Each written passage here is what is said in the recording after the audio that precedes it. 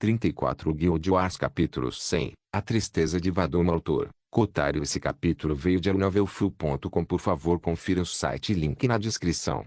Draco não fez nenhum movimento para impedi-la ou absorver sua raiva. Por mais sombrio e perverso que possa parecer, ele sentiu que esse desenvolvimento em particular era extremamente bom para ela. Quando ele era um mocinho em sua vida passada, as coisas iam bem. No entanto, ele só subiu ao poder depois que todas as suas emoções negativas explodiram e ele caiu na escuridão. Pode-se dizer que suas emoções negativas foram fortalecidas devido aos remanescentes de sua linhagem, mas naquela época ela estava paralisada e muito fraca. Se Roma experimentasse uma onda intensa de ódio e raiva genuínos, isso mudaria para sempre o seu caráter em algo que ele preferia. Uma vez que uma pessoa caiu na escuridão, ela nunca escapou de verdade. Eles apenas experimentaram rajadas de luz enquanto subiam de volta. Mesmo Draco, que havia cortado seu ódio e raiva nesta nova vida, que tinha tudo parecendo promissor e extremamente promissor para ele, ainda era estritamente um vilão. Suas ações foram amorais e, francamente, mas ele não teve escrúpulos em fazer certas coisas que a maioria não faria, apenas que seu resultado final era muito mais alto do que em sua vida passada. Se Roma passasse por isso completamente, ela se tornaria como ele. De certa forma, foi bom em termos de lidar com a realidade da vida e como os humanos se comportavam. Por outro lado, foi ruim porque o mundo não seria mais colorido e bonito, tornando-se apenas sombrios tons de cinza. Conhecimento era poder, mas também era uma maldição. O grupo dos três atravessou as muralhas da paliçada da aldeia cigana para se dirigir ao interior. Quanto mais avançavam, mais ciganos mortos viam, alguns até mulheres. No momento em que viram a tenda de Vadoma, Draco contou mais de 50 mortos. É claro que também havia algumas carcaças de monstros, mas não o suficiente para justificar as perdas que os ciganos enfrentaram. Draco entrou na tenda de Vadoma e encontrou a velha sentada à sua mesa com olhos quase mortos, seu corpo caído como se ela tivesse perdido toda esperança no mundo. Quando Roma viu sua mãe assim, ela gritou e correu para seu abraço. Vadoma pareceu ganhar vida ao ver que era sua filha amada novamente e ficou um pouco mais animada. Roma. Minha doce filha. Eu. Suspiro. Vadoma tentou dizer alguma coisa, mas parou imediatamente enquanto suspirava de derrota. Isto deixou Roma ainda mais perturbada, pois nunca tinha visto a sua sábia e bondosa mãe tão fraca em toda a sua vida. Nossos pais sempre foram as pessoas mais poderosas aos nossos olhos, especialmente se nos criaram com amor e carinho. No fundo de nossas mentes, eles nunca falhariam e sempre existiriam para ajudá-lo quando você estivesse caído ou derrotado. No entanto, eles também eram pessoas. Ser a fonte da sabedoria e do conforto de outra pessoa trazia seus próprios estresses e dificuldades. Vadoma geralmente não tinha problemas, mas hoje ela foi testada. Ela foi testada. Eu falhei, Roma. Eu falhei. A rainha-mãe parecia querer chorar, mas nem sabia como fazer. Ela estava completamente perdida. Mãe, conte-me o que aconteceu. Vamos conversar e compartilhar nossas angústias, pois só então poderemos encontrar clareza. Roma aconselhou com uma expressão séria. Vadoma sorriu ironicamente e beliscou levemente o nariz de Roma. Repetindo meus ensinamentos para mim. Você realmente se tornou grande, Roma. Vadoma ficou sombria e ficou quieta por um tempo, organizando suas palavras com cuidado. As muralhas caíram há pouco mais de 30 horas, deixando seu irmão Vano com a tarefa hercúlea de liderar nossos defensores para deter os monstros enquanto os não combatentes escapavam. Vadoma suspirou neste momento. No entanto, subestimamos os monstros. Nós os consideramos feras enlouquecidas que só procuravam matar tudo que estava à vista, e isso era verdade na maior parte. No entanto, alguns monstros que mataram o suficiente de sua espécie, ou mesmo aqueles de sapientes que vivem no Vale dos Quatro Pontos, pareciam ganhar força e inteligência com cada pessoa que consumiam. Em termos de sapiência. Quando Vadoma revelou isso, Draco e Kyongki congelaram quando seus corações começaram a bater ligeiramente fora de ordem. Os dois sentiram que tal atributo era extremamente familiar, mas se recusaram terminantemente a reconhecer a suspeita em suas mentes. Eles superaram nossas defesas e começaram a matar todos os guardas. À medida que o seu número diminuía e os não combatentes não estavam totalmente fora da área, A maioria dos homens e a geração mais velha optaram por atuar como escudos de carne para eles, um sacrifício tão valente por nunca ter tido tanto orgulho de ser cigano. Draco e Roma concordaram com isso, e Kyong-ki também.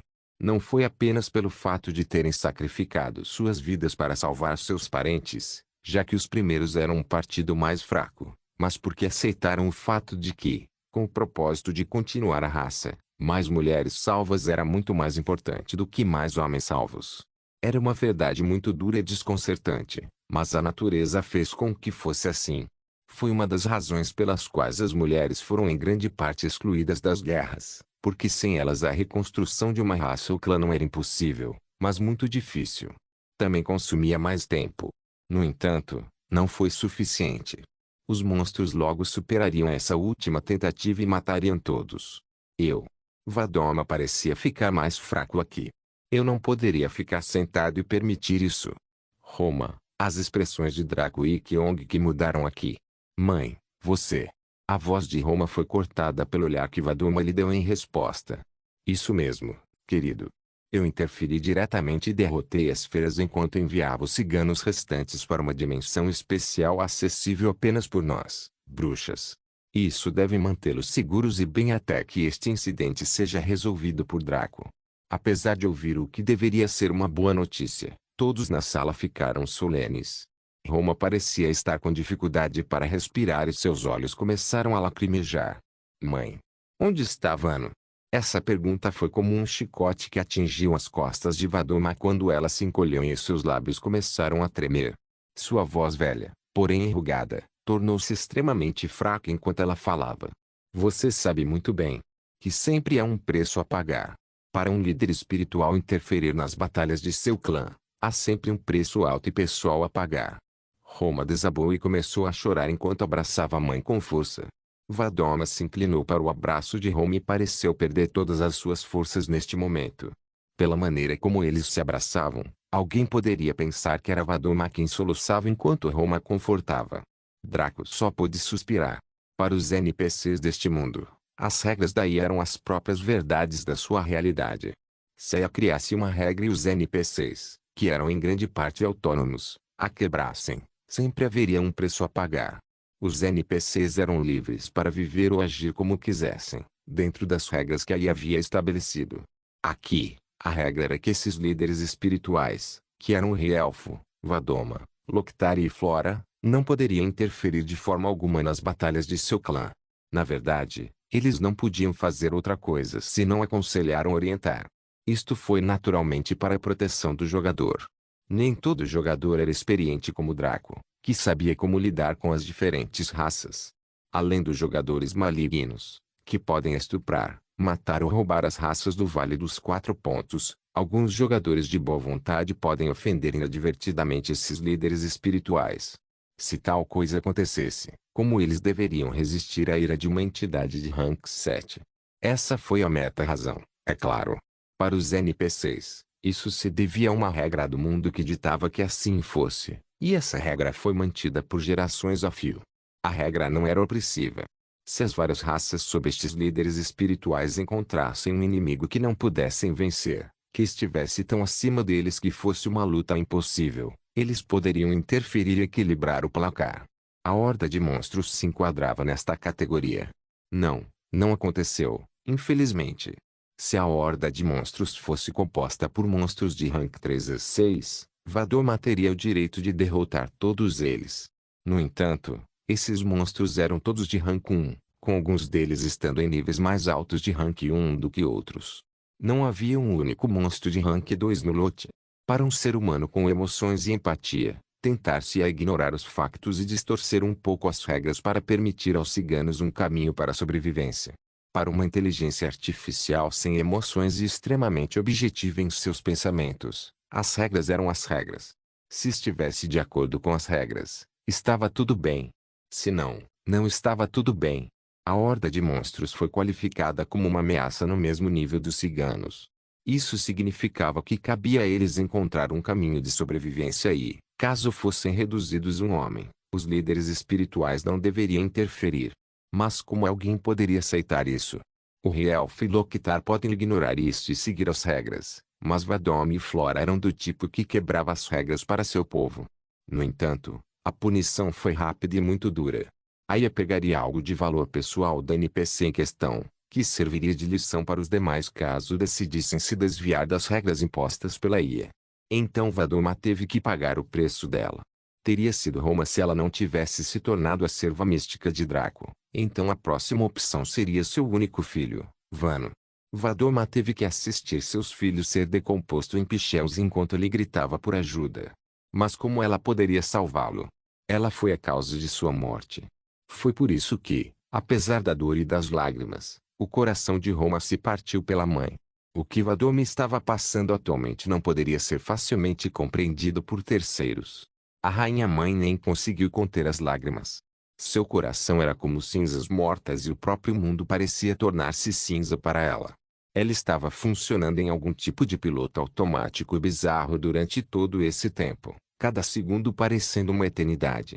Draco e Kyong que permaneceram em silêncio por um tempo antes de saírem juntos da tenda, permitindo que mãe e filha desabafassem sua dor livremente. Draco deixou a vila cigana com Kyong que, enquanto caminhavam para a área central do Vale dos Quatro Pontos. Nem homem nem leão proferiram uma única palavra, e seus rostos mantiveram a solenidade durante a curta jornada. Os dois não eram sujeitos emocionais e, até certo ponto, alguém poderia chamá-los de indiferentes à maioria das coisas que não lhes diziam respeito. Para Draco, que tinha Roma como sua mulher, a dor e a perda dele o impactaram. Sua família queria dar merda nele, pois o alejaram para apaziguar a aliança Pangu. Ele só tratou Firi bem porque ela escapou da linhagem para cuidar dele sozinha. Ele se sentiu mal por Roma ter perdido a família que ela amava e que também a amava. Foi quase tão doloroso quanto descobrir que você foi traído por quem você amava, e Draco entendia isso muito bem, embora tivesse sido um equívoco. Para Kyong-ki, sua história era ainda mais misteriosa do que qualquer outra pessoa. Este leão se passou por um monstro comum e foi apresentado a Draco de uma maneira muito bizarra. Mesmo agora, ninguém sabia realmente quais eram seus objetivos, ou mesmo o que se passava em sua mente. Porém, havia uma coisa que Kyong-ki exibia, seu relacionamento tenso com seu próprio pai. Parecia que eles tinham uma rixa entre eles, com Kyong-ki escapando de seu alcance para vagar pelo mundo e experimentar a liberdade. Depois de ver Roma, que ele considerava sua pequena moça, tão enlutada e triste, ele se sentiu mal. Ele não pôde deixar de pensar em sua própria situação e em sua família. Quando os dois chegaram ao Central Meadowland do Four Point Valley, notaram que a população de monstros era incrivelmente alta aqui. Na verdade, era tão avassalador que parecia interminável. Os monstros lutaram entre si em um conflito sangrento e ininterrupto, os fracos sendo consumidos enquanto os fortes continuavam a adquirir poder. Foi uma confusão grande e sem cabeça que parecia tão caótica que alguém ficaria perdido só de olhar para ela. No entanto, o que era estranho era que os conflitos estavam contidos na zona demarcada no mapa dos prados centrais. Não se espalhou nem um pouco, o que explicava por que todo o Vale de Four Point não havia sido invadido. Parecia que alguma regra estranha mantinha esses monstros trancados em Central Meadowland. Alguns dos sangrentos que acabaram sendo empurrados para fora devido a um golpe forte ou uma esquiva brusca pararam e olharam em volta confusos. Era quase como se, dentro de Central Meadowland, eles não tivessem ideia de que havia um mundo lá fora. Assim que cruzassem a barreira, encontrariam o mundo exterior e perceberiam que tal lugar realmente existia. Então, eles rapidamente correriam para a selva em busca de novos prospectos, em vez de lutarem um corpo a corpo sem fim. Isso aconteceu com apenas 1.000 dos monstros aqui a cada minuto. O que destacou quão absurdo era o número de monstros em Central Meadowland, comparado com a quantidade que invadiu o resto do Four Point Valley. Draco respirou fundo e falou profundamente. Deixe isso comigo, irmão Kyong. Draco deu um passo à frente e cruzou a fronteira de Central Meadowland, entrando oficialmente na briga. Antes que ele pudesse dar outro passo à frente, uma tela apareceu diante dele. Anúncio do sistema para o jogador: esta zona está definida em um nível de dificuldade alto. Depois de atacar qualquer monstro dentro dele, a fase final da missão única será acionada e não poderá ser encerrada a menos que seja totalmente concluída. Monstros nesta zona não deixarão nenhum dinheiro ou saque, mas os ganhos de experiência serão aumentados em 300%. Draco leu isso em silêncio e fechou a tela. Ele já estava disposto a encerrar esta missão, então este aviso não o impediria. A razão pela qual Aya se preocupou em avisá-lo foi que percebeu que Draco não havia seguido o roteiro, reunindo as raças do Vale dos Quatro Pontos sob sua bandeira, a fim de derrotar os monstros em uma guerra valente. Ele não estava sob nenhuma obrigação de fazer isso, mas essa era a melhor maneira de terminar a missão do jogador médio. No entanto, Draco claramente não era um jogador comum. Nas asas da glória. Chamado da natureza. Força do dragão. Monge da guerra. Vazio absoluto. Draco liberou todas as suas habilidades quebradas e dominadas de uma só vez, permitindo que seu poder subisse aos seus e além. Este exército de monstros diante dele não era composto apenas de entidades de rank 1. Havia rank 2, rank 3 e até mesmo alguns monstros de rank 4. Draco não poderia lutar contra nenhum deles e vencer sozinho, então ele teve que fazer todos os esforços. On Glory's Wings, ativar esta habilidade permite ao usuário convocar os cavaleiros da Távola Redonda para lutar por ele por 1 hora. Tempo de espera, 7 dias. Nota 1. Os cavaleiros serão montados em dragões de alto escalão. Nota 2. Os cavaleiros possuirão uma classificação mais 3 do jogador. O aumento máximo da classificação é limitado ao rank 5, chamado da natureza. Ativar esta habilidade permite ao usuário convocar um exército de ents, dríades e chamblers que são do mesmo rank que o usuário por 1 hora. Tempo de espera, 7 dias. Força do dragão. Ativar esta habilidade dá ao usuário um aumento de poder por um fator de 700% por 30 segundos. Tempo de espera, 12 horas. Warmonger. Ativar esta habilidade permite ao usuário se fundir com o fogo da guerra, aumentando o dano em 100% enquanto houver resistência para queimar. Sem recarga, vazio absoluto. Cria uma anomalia espacial em uma área de 100x 50 metros ao redor do usuário, o que aumenta a velocidade de ataque e movimento em 10% para cada inimigo dentro. Sem limite de aumento percentual. Duração, 1 minuto. Recarga, 10 minutos. Os céus foram rasgados e transformados em tela, exibindo 12 cavaleiros sentados ao redor de uma mesa redonda enquanto riam e se divertiam.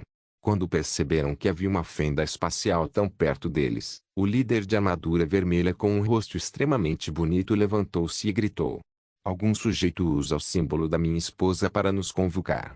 Cavaleiros, as armas."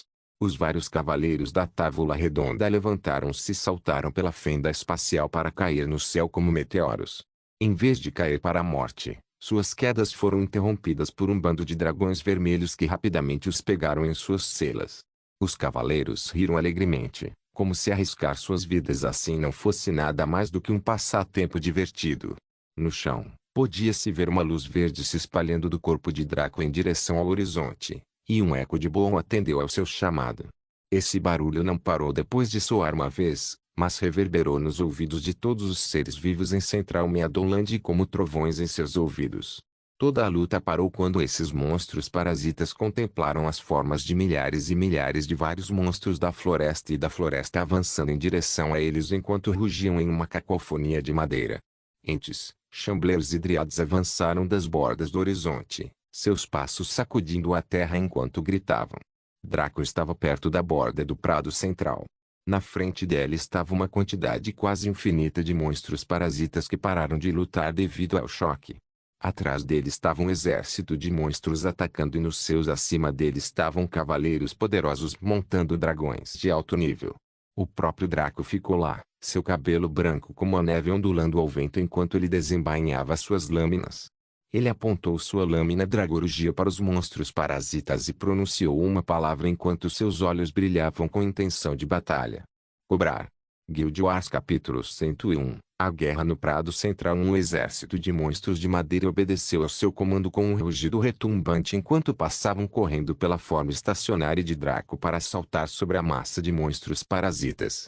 Os entes e chamblers eram como trens que se chocavam contra a parede que era a interminável horda de inimigos, seus braços semelhantes a árvores, bem como suas grossas vinhas esmagando-se, colidindo umas com as outras. Sua força vinha na forma de seu tamanho e poder físico bruto, que era muito mais adequado para batalhas em grande escala do que para pequenas escaramuças. Uma pessoa rápida e ágil poderia enganar esses dois tipos de monstros da madeira com facilidade, Mas em tal situação onde sempre havia um inimigo ao alcance do braço, eles eram como colheitadeiras coletando colheitas. No entanto, os monstros parasitas não eram entidades sem cérebro esperando para serem mortas. Eles rapidamente superaram o choque e retaliaram contra os agressores. Seguindo o exemplo anterior, não se poderia comparar a destreza de 100 elefantes com a de 1000 cães, mas isso se os cães chegassem a centenas de milhares. Nesse caso, os elefantes seriam absolutamente imparáveis nos estágios iniciais da luta, mas logo seriam derrubados pelo ataque implacável dos cães, especialmente à medida que os ferimentos e danos se acumulassem. Este foi precisamente o caso aqui. Os chambleiros, que eram em sua maioria vinhas e algumas cascas, assim como os entes, que eram homens-árvores gigantes, foram facilmente capazes de matar pelo menos 5 inimigos de rank 1 com cada golpe. A taxa de abate deles foi horrível, especialmente em uma batalha como essa, destacando o quão precioso o coração da floresta era graças à habilidade ativa chamado da natureza.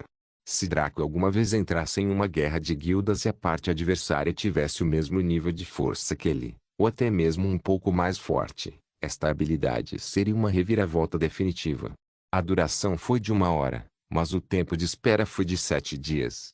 No entanto, a razão pela qual Draco foi capaz de usar todas essas habilidades sem medo foi um benefício particular que ele recebeu há muito tempo, mas que nunca teve qualquer utilidade real, porque nada jamais o levou, um reencarnador com habilidades de um jogador de nível Deus, a usar seu poder. Poder total.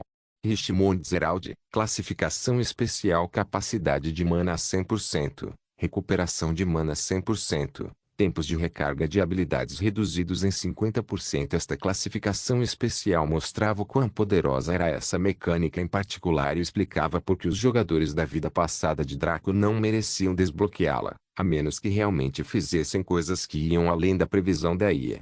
É claro que excelentes conquistas já haviam sido alcançadas antes, já que Draco não era a única pessoa talentosa ou sortuda entre 7 bilhões de humanos. No entanto, o ponto-chave foi que todos estavam dentro do que a IA esperava, o que significa que esses atos foram excelentes, mas não exemplares por si só. Para aqueles naquele período de tempo, foi um grande ato, mas à medida que progrediam, tornar-se-ia, na melhor das hipóteses, impressionante. A humanidade em geral desenvolveu-se tão rapidamente que coisas que eram surpreendentes há 10 anos tornaram-se absolutamente inexpressivas uma década depois. Os chambleiros e entes começaram a perder força à medida que os ferimentos se acumulavam. Para cada passo que davam, muitos inimigos eram mortos, mas muitas feridas também apareciam em seus corpos, sangrando seiva amarelada ou fluido esverdeado. No entanto, como poderia uma habilidade de um item épico ser tão míope? Por que prolongar a duração de 1 hora inteira se os monstros não aguentavam 3 minutos sob pressão? Afinal, a ideia de durações em habilidades poderosas geralmente era para limitá-las, porque elas definitivamente poderiam durar mais. No entanto, se durassem mais, tornar-se-iam demasiado poderosos para o seu posto. As Dríades, que se abstiveram de entrar na confusão, começaram a levantar as mãos enquanto luzes verdes esbranquiçadas começavam a se dispersar de seus corpos. Não era como o verde doentio das artes místicas de Roma, mas sim o verde saudável associado à natureza, à vida e à vitalidade. Dríade não era uma aula, era uma corrida. Ninfa também não era uma classe, era uma espécie. Como tal, suas classes reais eram druidas. Semelhante a como Roma era cigana, mas sua classe era uma bruxa. As dríades geralmente eram de classe druida. Os druidas eram um dos melhores curandeiros naturais que ostentavam a cura mais eficaz para os feridos. A cura deles cobriu tudo, desde o mental ao espiritual e até mesmo da alma. No entanto, os clérigos eram mais populares porque essa classe se destacava em conceder curas instantâneas que reabasteciam a saúde imediatamente, por custos elevados. Isso era muito melhor para o combate em comparação com os druidas, cuja cura era mais fluida, mas ocorria com o tempo e com custos mais baixos. No entanto, isso dependia principalmente do contexto de uso. A utilidade das habilidades e classes não era estrita, mas variável. Para um grupo de jogadores, cuja saúde não ultrapassava 7.000 neste estágio, a cura ao longo do tempo seria um desperdício, já que eles estariam mortos muito antes de qualquer coisa útil acontecer.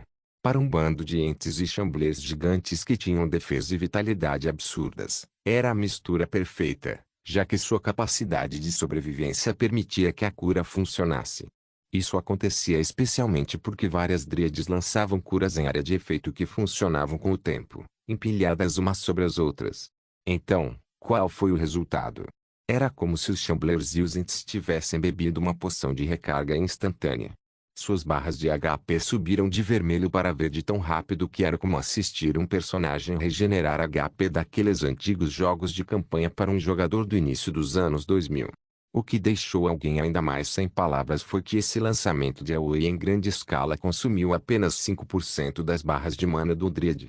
Sua regeneração de mana também era muito alta, então antes da próxima vez que os Chamblers precisassem de cura, eles estariam cheios novamente. Como diabos os monstros parasitas deveriam lutar contra isso? Eles eram menores em tamanho e mais fracos, então sua vantagem vinha na forma de seu grande números, o que lhes permitia dominar seus inimigos. Agora, todo esse trabalho duro foi desfeito e se tornaria sem sentido a menos que pudessem atacar as dríades.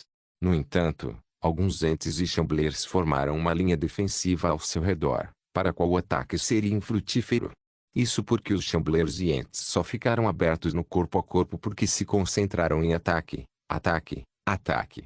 Agora, porém, eles estavam se concentrando em uma das coisas pelas quais as criaturas baseadas na terra e na madeira eram mais conhecidas, que era a defesa. A defesa era a força desses tipos de monstros, o que significa que seriam ainda mais difíceis de ferir. No entanto, com números suficientes, isso deveria ser fácil de superar, e alguns dos monstros parasitas que não estavam na linha de ataque para o ataque inicial moveram-se para fazê-lo. Seus esforços deram frutos, à medida que os Chamblers e Ents começaram lentamente a perder saúde. Embora a taxa fosse péssima e muito desanimadora, ainda era alguma coisa. Enquanto essas dríades pudessem ser mortas, esta batalha terminaria para o exército de monstros de madeira. Foram necessários 10 minutos inteiros de ataques ininterruptos para finalmente reduzir os monstros de madeira defensivos a HP muito baixo e esses monstros parasitas exaustos sentiram uma explosão de adrenalina entrar neles enquanto executavam seus últimos golpes. Justo quando estavam prestes a uivar de excitação e alegria, notaram que um brilho verde esbranquiçado havia envolvido seus alvos em massa, enviando-os das profundezas da morte de volta à plena saúde e vigor. Os monstros, que passaram tanto tempo tentando resolver o problema desde a origem, sentiram-se tão derrotados que alguns deles desistiram e voltaram à briga. Eles preferem arriscar com o esquadrão de assalto do exército dos monstros de madeira, em vez de desperdiçar seus esforços com esses inimigos. A verdadeira força do exército de monstros de madeira era que, contra inimigos do mesmo nível, eles eram como o toque de clarim da morte durante uma hora. No entanto, eles eram incomparavelmente fracos em cenários envolvendo inimigos com magia de fogo, bem como aqueles de níveis mais elevados.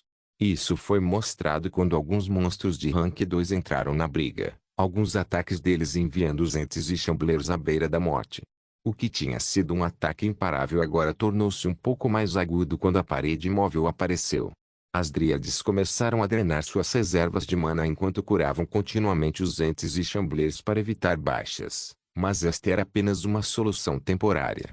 Eles não eram como jogadores que podiam preparar poções e engoli-las como bêbados. Se monstros, ou raças de monstros, pudessem beber poções, muitos jogadores morreriam. Como tal, eles só podiam confiar na sua regeneração natural, e claramente não era capaz de acompanhar o seu consumo. Esta medida provisória só poderia durar mais 5 minutos antes que tudo chegasse ao fim. No entanto, o exército de monstros de madeira não foi a única força que Draco implantou. No alto dos céus estavam 13 homens montados em dragões de alto nível, suas auras distintas e extremamente supressivas. Eles eram os cavaleiros da Távola Redonda. Sir Lancelot, Sir Gawain, Sir Geraint, Sir Percival, Sir Bors, Sir Lamorak, Sir Kay, Sir Gareth, Sir Bedivere, Sir Gaeris, Sir Galad, Sir Tristan. E, claro, o líder deles, o belo e loiro rei Arthur Pendragon. Todos esses companheiros tinham várias personalidades e habilidades, mas uma coisa que compartilhavam era sua força opressiva, valor cavalheiresco e, nesta situação particular, um posto elevado. Eles eram todos de rank mais 3 de Draco, o que significa que eles eram atualmente potências de rank 4. Sem contar que eles estavam montando dragões de alto nível do mesmo nível, eles eram 10 vezes mais fortes do que qualquer monstro parasita de nível 4 aqui. Eles passaram todo esse tempo se acostumando com suas montarias, já que normalmente montavam cavalos, não dragões. No entanto, Arthur foi o primeiro a se sentir confortável, pois já havia montado sua esposa muitas vezes. Ah! Morra sob minha lâmina, vira-lata sarnento. Com aquele grito alto, ele empurrou Excalibur, a verdadeira Excalibur, não o lixo que Draco usa, em um raio dourado de excelência, destruindo uma onda de monstros de rank 2 que estavam atacando o exército de monstros de madeira. Com a pressão sobre eles aliviada, os Chamblers e Ents retomaram o massacre louco dos monstros de rank 1. As Dríades experimentaram um breve período de descanso que permitiu que sua mana subisse para níveis administráveis. Se o rei Arthur conseguiu fazer isso, seus outros cavaleiros também poderiam. Primeiro foi Lancelot, depois Gawain e Galad. Esses três foram os mais notáveis e lendários cavaleiros da Távola Redonda, além do próprio Arthur. Assim que mergulharam dos céus, um cinturão de fogo engolfou a massa de monstros parasitas enquanto os dragões de alto nível liberavam sua fúria. Mais de 95% dos monstros parasitas eram do rank 1, com 4% sendo do rank 2, 0,9% sendo do rank 3 e 0,1% sendo do rank 4. Isso significava que a grande quantidade daqueles que foram incinerados instantaneamente eram do rank 1, com alguns rank 2 na mistura. Os monstros do rank 3 e do rank 4 estavam muito profundos no prado central para serem acessados ainda. Também criou um efeito em cadeia, já que o fogo se espalhou pela grama como óleo numa panela. Este fogo não prejudicou o exército de monstros de madeira, pois era controlado pelos dragões de alto grau. Seria a maior piada usar o fogo em uma batalha onde os principais aliados eram feitos de madeira, sem meios de controlá-lo. Mais de 3/4 dos monstros parasitas foram exterminados, mas a duração do feitiço chamado da natureza foi deixada em apenas 5 minutos antes de expirar. Os cavaleiros da Távola Redonda muito avançaram para enfrentar os monstros de rank 3 e rank 4, deixando este lado da batalha para o exército de monstros de madeira. A vitória estava ao alcance e poderia ser alcançada nesse ritmo. Mas onde estava Draco? O que ele estava fazendo todo esse tempo? Se voltarmos no tempo, até quando Draco ordenou que o seu exército atacasse, poderíamos ver suas façanhas nesta batalha. Draco baixou a espada Dragorujo e seu rosto ficou duro depois que ele deu o comando para atacar. Suas habilidades ativas não tinham longa duração, então ele teria que matar o máximo que pudesse dentro desse período para maximizar sua eficiência. Draco correu para frente e rasgou a barreira do som como se fosse papel fino, causando um forte estrondo sônico, bem como uma onda de choque de força. Sua espada Dragorugiu, assim como Excalibur, balançavam como cometas seguindo a noite, suas formas se confundindo para deixar arcos luminosos no ar. Draco estava se movendo e atacando em velocidades que não eram mais possíveis para um humano alcançar. Esta foi a melhor demonstração da verdadeira atração de Boundless pelos vários humanos do mundo. Draco estava lutando contra monstros de rank 1 que tinham níveis variando entre 10 e 50. Esses monstros vinham em uma variedade de formas, como a árvore assassina, a videira assassina, o javali rampaging, o urso terrível, o lobo terrível e muito mais, mas eles eram todos controlados por parasitas. Não houve mudanças externas neles, mas seus olhos estavam perpetuamente vermelhos e eram incrivelmente selvagens. Draco cortou um javali rampaging em dois, seu sangue espirrando por todo o seu corpo. Manchava seu rosto, cabelo e armadura como nos primeiros estágios da pintura de um artista, mas tinha essa estética bizarra que, quando combinada com sua beleza, qualquer pessoa que considerasse os homens seu tipo ficaria comovido. Felizmente ou infelizmente, não existia tal pessoa aqui. Draco viu uma infinidade de vinhas que eram grossas no corpo, mas afiadas na ponta, empurradas em sua direção de diferentes direções. Alguns assassins reuniram alguma forma de trabalho em equipe enquanto procuravam acabar com a ameaça que era Draco. Essas hastes abundantes serpenteavam pelo ar como mísseis, mirando em todas as áreas fatais do corpo de Draco. Porém, Draco nem prestou atenção neles enquanto continuava brandindo suas espadas sem se importar. Suas lâminas derrubaram mais monstros, sua contagem de mortes aumentou rapidamente. A expressão de Draco era neutra, mesmo quando essas vinhas estavam quase prestes a perfurar seu corpo e transformá-lo no pior pesadelo de uma tripofobia. No entanto, as vinhas que quase o alcançaram de repente se afastaram do corpo de Draco, como se nunca tivessem tido a intenção de acertá-lo antes, mas sim atingir o ar à sua frente, atrás dele e ao seu redor. Sem contar os monstros perto dele, os mais chocados foram os próprios Assassin-Vines, que não conseguiam entender como seu ataque foi tão torto. Eles nem perceberam quando tomaram a decisão consciente de mudar sua trajetória. Eles sentiram que o que atingiram era o que pretendiam desde o início, e isso chocou esses monstros selvagens. No entanto, em vez de pensarem racionalmente em maneiras de lidar com essa defesa aparentemente esotérica, eles ficaram furiosos e começaram a atacar Draco rápida e caoticamente. Eles eram monstros que não eram diferentes dos cães raivosos, e tais feras tinham capacidades de pensamento inferiores às de algumas pessoas do início dos anos 2000. Draco colidiu com uma árvore assassina, saltando para trás enquanto cortava todos os seus galhos e cortava suas raízes, fazendo o monstro gritar de dor. Ele então cortou ao meio a partir do meio, um golpe limpo que fez seu corpo cair para dois lados diferentes. Draco franziu a testa. Sua eficiência de matar era muito baixa. Com a grande quantidade de monstros na multidão, seria impossível eliminar tudo e todos. Suas habilidades frenéticas também estavam prestes a chegar ao fim e ele tinha menos de 3 segundos até então. O número de mortes que Draco acumulou neste período foi enlouquecedor. Com os aumentos de experiência deste conflito em particular, ele atingiu há muito tempo o limite do rank 1 do nível 50. Agora, quando Draco chocou o mundo ao obter uma classificação SSS na masmorra Nightingale-Scree, ele recebeu 44 níveis de experiência que o levaram do nível 8 ao nível 52. Ele não foi internacionalizado naquela época por um motivo importante. Ele não tinha aula naquela época. Foi também por isso que, apesar de atingir o nível 52, não houve anúncios de jogos ou quaisquer prêmios de classe, aumentos de classificação. Sem uma aula, não se poderia progredir na seção Western Fantasy do Boundless. Agora que ele tinha uma aula, ele foi abençoado com muitos benefícios, mas também estava sujeito a regras. Se ele atingisse o limite de nível de qualquer rank, ele precisaria realizar todos os procedimentos necessários para subir de rank e ter sucesso antes de poder ganhar níveis novamente. O que aconteceu com a experiência adquirida durante esse período? Ele foi mantido e distribuído quando você se classificou corretamente. Caso contrário, continuaria a acumular até que você o fizesse. Os jogadores em suas vidas passadas não conseguiram explorar essa mecânica porque não sabiam o quão difícil era alcançar o rank 7. Eles presumiram que era como qualquer outro jogo de RPG, continuar matando monstros, fazendo masmorras e entregando missões até você atingir o limite de nível.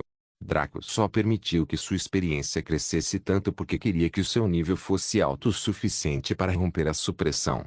Afinal de contas, quando olhamos para os fatos brutos do assunto, os pontos de estatísticas dos jogadores ou monstros do nível 50 não eram muito maiores do que aqueles do nível 30, assumindo que eles os distribuíam uniformemente.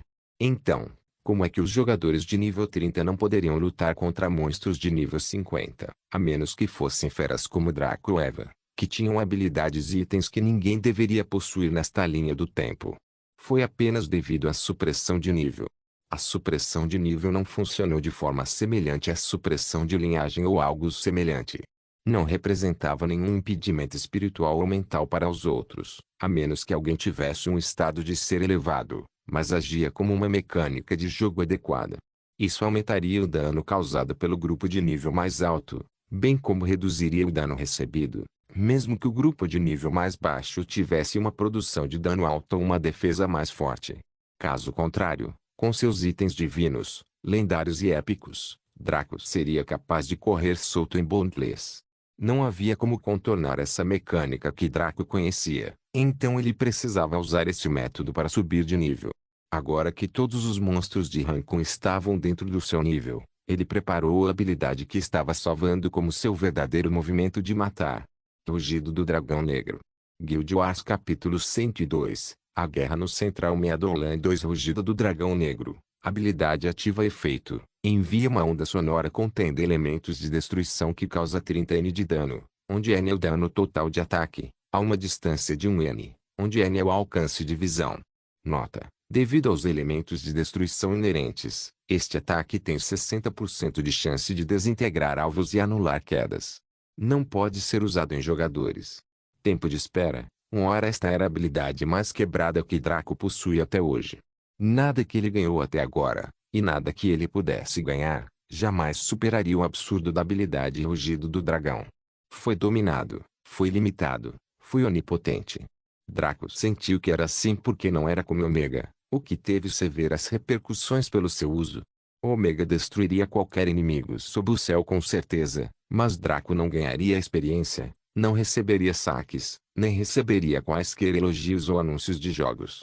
Era um trunfo para salvar vidas que acabaria com qualquer inimigo que ele não conseguisse enfrentar. Mas só seria útil se o inimigo estivesse enfrentando um 1v1 com ele e nenhum outro inimigo fosse capaz de alcançá-lo no espaço de 1 minuto. Caso contrário, tal coisa não teria sentido, pois ele só poderia ficar sentado ali e morrer. Black Dragon's Roar, que evoluiu de Dragon's Roar, aumentaria seu dano total de ataque em 30 vezes em um alcance de 1 vezes seu alcance de visão. O dano total de ataque aqui não significava apenas o dano que Draco causaria se balançasse a espada uma vez, não. Ele calculou o ataque total de tudo que Draco possuía, equipava e poderia reunir em um determinado momento.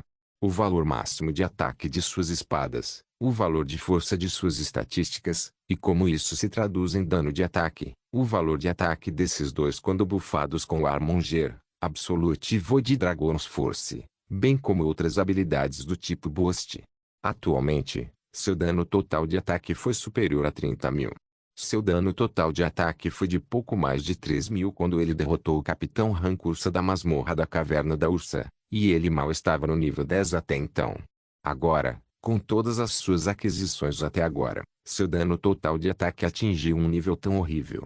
Claro, ainda não era o suficiente para tirarem um Capitão Rank monstro, que era um chefe de masmorra com cerca de 200.000 a 300.000 pontos de vida normalmente. Este também era o dano total do ataque, o que significa que representava a quantidade de dano que Draco causaria em um ataque total. Ele não conseguia manter essa produção de dano alta. Ainda assim, o que foi realmente assustador nessa habilidade quebrada, o Rugido do Dragão Negro, foi que ela aumentou o dano em 30. Muito bem. Tele, meu Deus. Em chinês, isso significava que uma rodada do Rugido do Dragão Negro causou 900.000 de dano. Um ataque de pouco menos de 1 milhão de danos a cada 30 minutos. Que conflito em grande escala Draco deveria perder? Seria mesmo remotamente possível? A questão era que a IA não planejava tornar Draco tão dominador. Na verdade, a habilidade Rugido do Dragão Negro era inocente por si só. Ele causou uma quantidade impressionante de dano, mas um tempo de espera de 1 hora foi mais que suficiente para negar seu abuso em qualquer guerra de guildas, presumindo que a guilda inimiga usasse diferentes barreiras ou ferramentas para se defender. O alcance de visão de um humano era extremamente ilimitado. Quando se tratava de alcance de visão, relacionava-se a quão longe você podia ver formas claras e definidas, não até o horizonte mais próximo. O horizonte mais próximo, em um dia claro e em terreno plano, ficava geralmente a 4,6 km de distância. Como essa distância não era contada, isso significava que o alcance de visão normalmente cairia para tudo dentro de 1 km do lançador. Um limite de distância de 1 milha e um tempo de espera de 1 hora faziam com que essa habilidade se enquadrasse perfeitamente no nível épico, que era a classificação da armadura Dragorugio. Isso foi o que ele calculou. Pode-se dizer que foi um pouco menor do que uma habilidade épica de pico, já que cada alvo atingido pela onda sonora tinha 60% de chance de se desintegrar e não deixar nada. Com o título do Richmond Zerald equipado, Draco reduziu seu tempo de espera para 30 minutos. Isso elevou a habilidade ao pico épico, na verdade, quase semi-lendário, em termos de efeito e resultados. Isso foi um pouco demais, mas ainda administrável. Porém, tudo ficou confuso quando Draco recebeu os olhos divinos de Kaelo. Os olhos divinos de Kaelo possuíam a visão verdadeira, permitindo Draco ver tudo, ver através de tudo e ver além de tudo.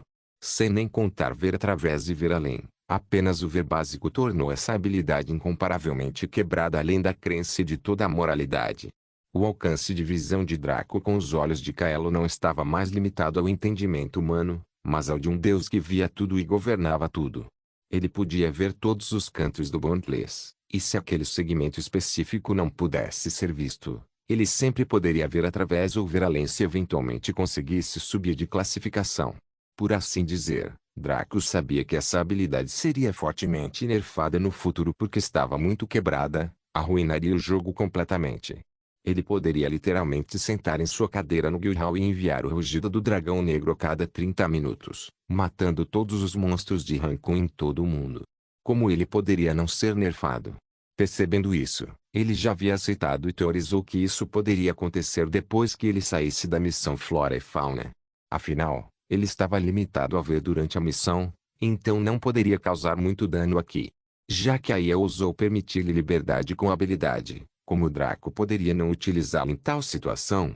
Enquanto Draco rugia, uma onda sonora se espalhou por toda a extensão de Central Meadowland, impactando tudo e todos que eram classificados como inimigos. Muitos desses monstros foram surpreendidos enquanto seus gritos ecoavam. Alguns congelaram diretamente no ar enquanto se desintegravam lentamente em pó, dispersando-se no vento. Nenhum desses monstros estava acima do rank 1, e eles também não deram nem um pouco de experiência para Draco.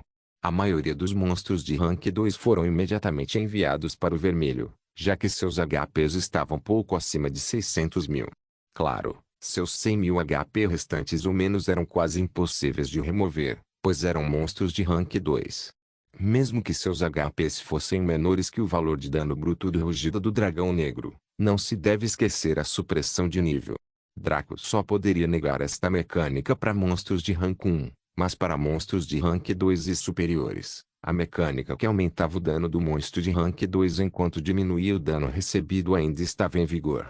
Mesmo o ataque absoluto de Draco não conseguiu contornar esta mecânica, então ele foi incapaz de matar nenhum dos monstros de rank 2, nem mesmo os de rank especialista. Nenhum monstro de rank privado poderia alcançar o rank 2, então o ranking de monstros começou a partir daí. A mesma coisa aconteceu com cada classificação sucessiva. No posto 3, o mínimo era o posto de sargento. No rank 4, o mínimo era o rank capitão. Imagine o quanto seria uma piada ver um monstro privado de rank 7. Sem mencionar os monstros de rank 3 e rank 4 na multidão. Eles mal perderam 50% e 70% de seus HPs, respectivamente.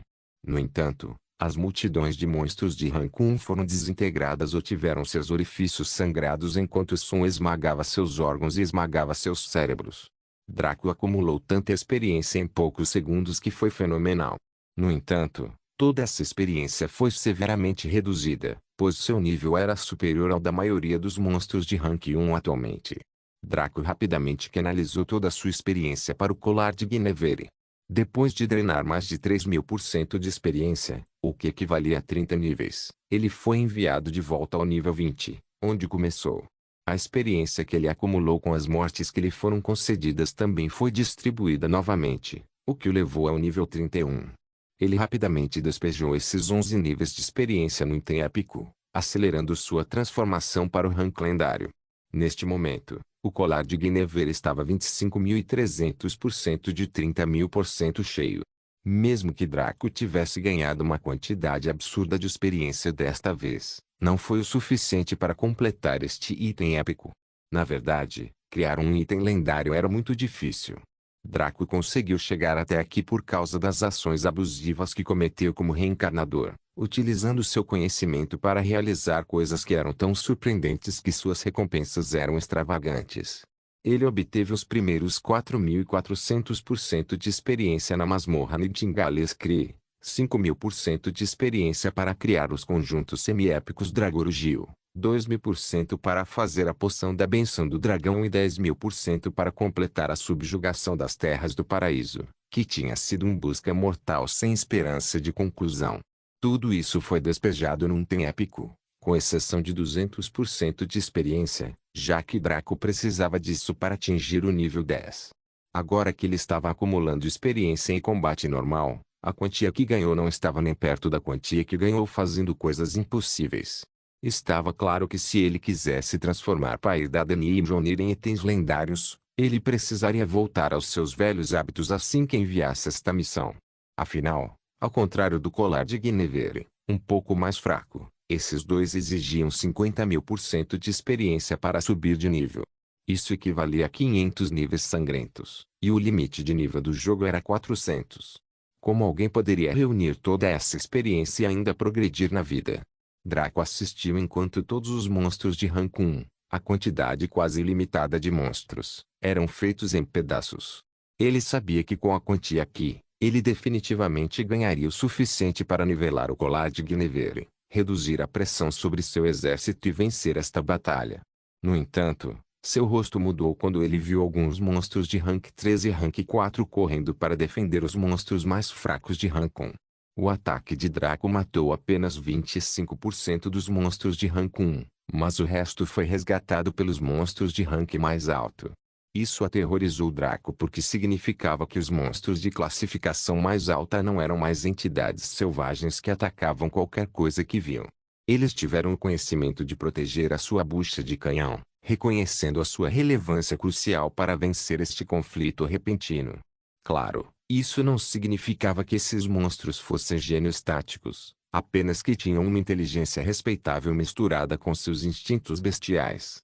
Eles rugiram para os monstros mais fracos, alguma forma de comunicação acontecendo entre eles. Draco não se preocupou em olhar nas mentes dos monstros de rank 4, mas o fez para os monstros de rank 1. Ele descobriu que esses monstros de classificação mais alta haviam ordenado que eles paralisassem ele e seu exército pelo maior tempo possível. Seu progenitor estava à beira de um avanço no poder e então limparia tudo. O coração de Draco gelou. Ficou claro que havia um mentor, ou algum monstro-chefe, que era a fonte dos monstros parasitas. O que quer que fosse ou quem quer que fosse, era definitivamente superior ao rank 5 se pudesse fazer com que tantos monstros do rank 4 se submetessem a ele. Draco sentiu a pressão. Rank 1 ele poderia lutar com relativa facilidade. Rank 2 ele só poderia lutar enquanto recuava e garantia sua vida. Do rank 3 ele só poderia fugir como um covarde. Rank 4 ele não era melhor do que carne morta diante dele. Classificação 5. Seria melhor desistir da missão então. As várias habilidades frenéticas de Draco se dissiparam conforme sua duração decorreu. Draco foi enviado de volta ao seu estado normal, mas isso ainda era um tanto potente para a luta. Ele retomou seu ataque mergulhando de cabeça na briga, seus ataques liberais e desequilibrados enquanto ele colocava resistência na execução de todas as suas técnicas. Habilidade de espada 45, corte cruzado. Habilidade de espada 91, lâmina de unidade. Habilidade de espada 51, tornado. Habilidade de espada 34, reversão. Draco usou uma técnica após a outra, algumas com uso puramente ofensivo que maximizavam o dano que causava em seus ataques normais, enquanto outras defendiam ou negavam ataques de inimigos. Ele balançou suas lâminas, criando arcos de luz e pequenos redemoinhos ao seu redor. Seu controle foi ativado ao máximo, forçando sua mente. Ele percorreu mais de 60 milhas de distância, o que era uma quantidade exorbitante que nenhum ser humano conseguiria. Seu vazio de perfeição foi capaz de permitir que ele manipulasse pequenos objetos e detectasse coisas dentro deste alcance. Porém, ele não poderia usá-lo para se teletransportar ou fazer algo mágico ainda. Ele poderia até dobrar a luz e o som de certas maneiras para criar pequenas ilusões. Esta foi a defesa mais forte de Draco, à medida que os ataques dos monstros se acumulavam. Assim como ele estava em frenesi para terminar esta batalha rapidamente, os monstros parasitas estavam em frenesi para derrubá-lo. A ordem para atrasar Draco significava, para eles, que deveria matá-lo o mais rápido possível. Depois de quase morrerem em suas mãos, eles ficaram mais do que furiosos. A simples ideia de que esse sujeito ousasse respirar ar puro os enfureceu. Foi uma batalha sangrenta e brutal que durou mais de meia hora. Neste ponto, o exército de monstros parasitas estava diminuindo rapidamente, e Draco e seu exército estavam ganhando terreno. Os monstros selvagens tornaram-se cada vez mais defensivos, forçando Draco, assim como seu exército de monstros de madeira, a ocupar mais terreno e caçar seus alvos. Draco canalizou toda a experiência que ganhou no colar de Guinevere, elevando-a para 28.900% de 30.000%. Ele estava tão perto de alcançar a tampa que quase conseguia sentir o cheiro. Sua excitação influenciou diretamente o exército dos monstros de madeira à medida que se tornavam mais ferozes em seu ataque. Dezenas de monstros parasitas foram cortados, esmagados ou esmagados à medida que avançavam. Neste momento, todos os tempos de espera de Draco foram reiniciados há muito tempo, e ele lançou todas as 5 habilidades novamente. Então, novamente, o Armonger nunca havia decorrido desde que drenou stamina e não teve duração. Absolute Void estava quase sempre ativo, pois sua duração era de 1 minuto, enquanto seu cooldown era de 10 minutos, que foi reduzido para 5 minutos graças ao título que Draco possuía. Draco não pôde usar o Armagedon, infelizmente, porque não era como o fogo do dragão que poderia ser controlado. Queimaria qualquer coisa ao alcance e isso inclui ele mesmo. Draco mais uma vez enviou uma onda sonora, que conseguiu derrotar menos de 15% dos monstros de rank 1 restantes, já que os monstros de rank 4 mantiveram os olhos abertos para qualquer truque. Agora, o mar infinito de monstros parasitas não era mais tão infinito. Draco podia ver quantos restavam facilmente, e agora o número deles só ultrapassava o de seu exército por um fator de 5. A batalha estava lentamente chegando ao fim e não era necessário um olhar atento para perceber quem seria o vencedor. Os monstros do rank 4 ficaram na retaguarda para defender o lago onde King nasceu, uma área que foi crucial para sua ascensão e domínio. Os cavaleiros de Camelot passaram esse tempo massacrando vários monstros de rank 2 e rank 3, seus esforços realmente valendo a pena, já que esse número limitado de inimigos de rank mais alto se tornava cada vez menor a cada minuto que passava.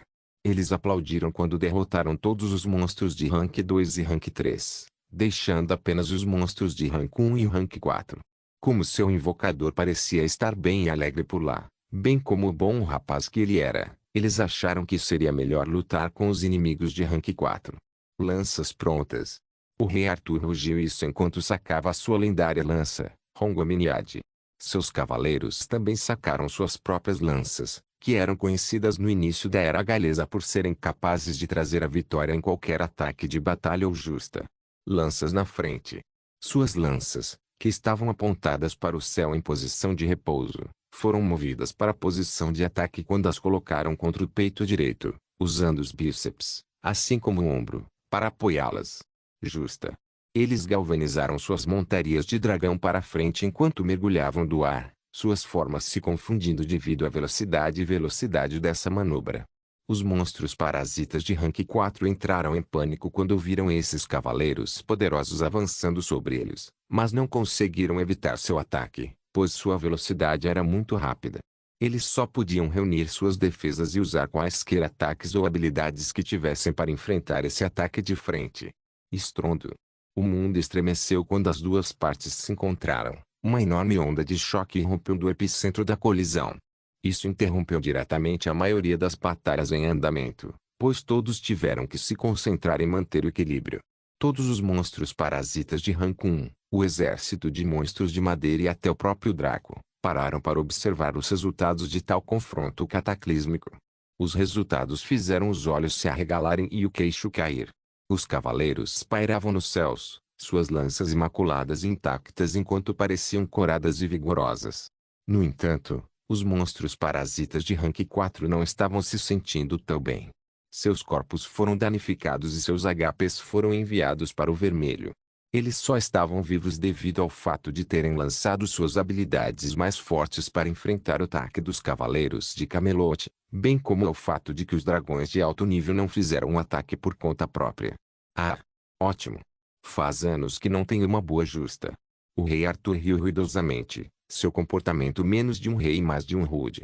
Lancelot, o progenitor da beleza masculina que poderia dificultar até Draco, sorriu gentilmente enquanto ria em um tom claro e comovente. Arthur, você está se divertindo muito. Lancelot, o que você fala aí? Você prefere que seu rei seja taciturno todas as manhãs? O rei Arthur pareceu fazer beicinho ao ouvir o comentário de Lancelot. Arthur, não há necessidade de voltar ao seu padrão de discurso real, não estamos na corte real. Lancelot sorriu presunçosamente, o que fez o rosto de Arthur ficar vermelho de frustração e raiva por ter sido revelado por seu melhor amigo. Meu rei, ainda não derrotamos nossos inimigos. Gawain também era bonito, mas de uma forma mais heróica. A beleza de Arthur vinha de seus cabelos loiros e azuis misturados com sua aura real. Ele praticamente cheirava a nobreza. Lancelot era tão bonito que era lindo. Ele era a personificação dos homens que faziam as mulheres se sentirem derrotadas pela sua perfeição física. Gawain era mais um tipo de jovem bonito, amigo de infância. Sua aparência o fazia parecer amigável e realista. Galad, porém, foi. A aparência do sujeito deixou Draco sem palavras. O sujeito era um chota. Se Maria ou algum predador estivesse aqui, o sujeito teria sorte se mantivesse a virgindade até a idade adulta. Não se esqueça de deixar o link de se inscrever no canal.